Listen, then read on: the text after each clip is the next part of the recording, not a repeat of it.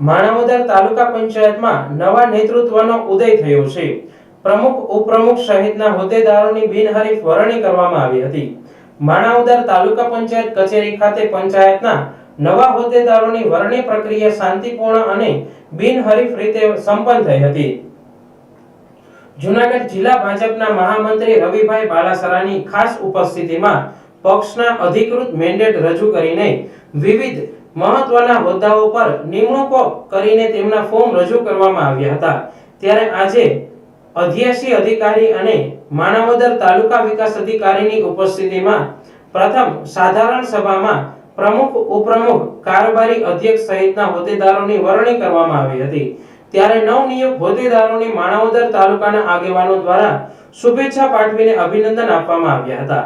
પ્રમુખ તરીકે નીમુબેન જગદીશભાઈ ડાંગર, ઉપપ્રમુખ તરીકે અલ્પેશભાઈ ચપલા, કારોબારી અધ્યક્ષ તરીકે વર્ષાબેન જગદીશભાઈ મારુ, શાસક પક્ષના નેતા રામદેવભાઈ મોડિયાસિયા અને દંડક તરીકે મહેન્દ્રભાઈ ટાંકની નિમણૂક કરવામાં આવી હતી। નામ નીમુબેન જગદીશભાઈ ડાંગર છે। મારું તાલુકા પ્રમુખમાં નિમણૂક થઈ છે અને જે અમે વિકાસમાં કામ કરશું, જે કામ બાકી છે ગ્રામ્ય વિસ્તારના રસ્તા, પાણી, વીજળી, એના ઉપર વધારે ભાર મૂકશું અને જનતા પાર્ટીએ મારા ઉપર આટલો ભરોસો કર્યો છે એ બદલ એમનો ખૂબ ખૂબ આભાર।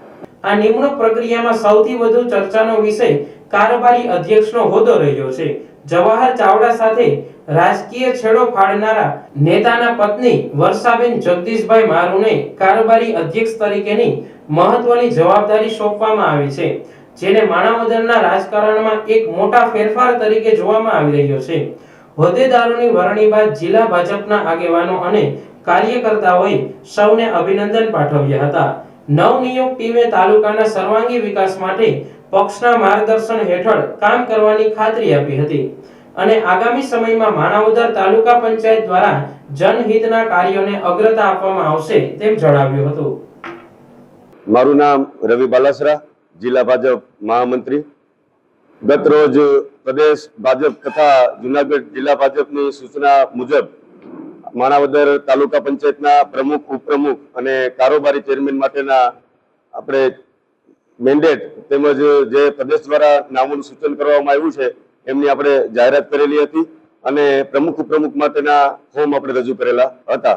આજના દિવસે સત્તાવાર રીતે બિનહરીફ આપણા પ્રમુખ ઉપપ્રમુખ ચૂંટાયેલા છે અને ભારતીય જનતા પાર્ટીની વિવિધ લોકહિતલક્ષી જે યોજનાઓ ચાલે છે એના થકી લોકોએ ભારતીય જનતા પાર્ટી ઉપર વિશ્વાસ મૂકી ખૂબ જ બહુમતીથી જ્યારે આ તાલુકામાં ભારતીય જનતા પાર્ટીને વિજય અપાવ્યો છે ત્યારે તમામ ભારતીય જનતા પાર્ટી વતી દરેક મતદારોનો હું ખૂબ ખૂબ આભાર માનું છું અને આવનાર સમયમાં અમારા દ્વારા જે આ પ્રતિનિધિઓ મૂકવામાં આવ્યા છે અને લોકોએ જેમને ચૂંટા છે એ પ્રતિનિધિઓ 100% લોકહિતના કાર્યો કરશે અને છેવાડાના માનવી સુધી જ્યારે સરકારની આટલી વિવિધ યોજનાઓ ચાલે છે જે સીધી લોકોને લાભ પહોંચાડે છે એવી યોજનાઓ વધુ ને વધુ મતદારો સુધી, લોકો સુધી અને છેવાડાના માનવી સુધી પહોંચે એવા પ્રયત્નો અમારી તમામ ટીમ દ્વારા કરવામાં આવશે।